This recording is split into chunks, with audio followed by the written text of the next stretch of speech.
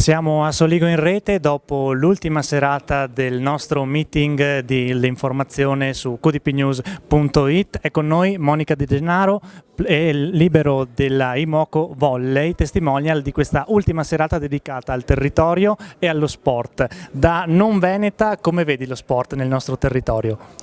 Ma molto bene, penso che ci siano molti imprenditori disponibili comunque a sponsorizzare e a sostenere queste squadre. Diciamo che noi all'Imoco siamo fortunati, c'è anche il mondo del vino che è molto, c'è questo stretto rapporto, soprattutto il Prosecco. Infatti noi abbiamo tante aziende, ognuna di noi ha un'azienda diversa sulle maglie.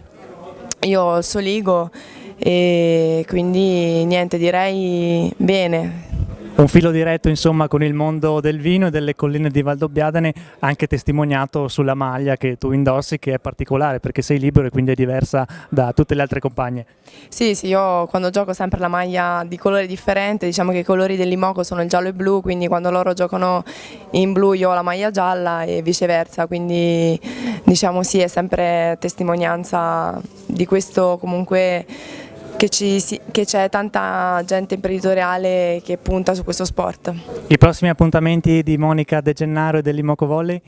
Allora, domenica in casa contro il Club Italia alle 5 e poi avremo un appuntamento importantissimo che è l'8 dicembre per la Supercoppa qui comunque a Treviso al Palaverde, e sarà il primo appuntamento importante della stagione, la possibilità di vincere il titolo di Supercoppa italiana, quindi vi aspetto tutti. Un grosso in bocca al lupo allora a Monica e a tutta l'Imoco Volley. Crepi.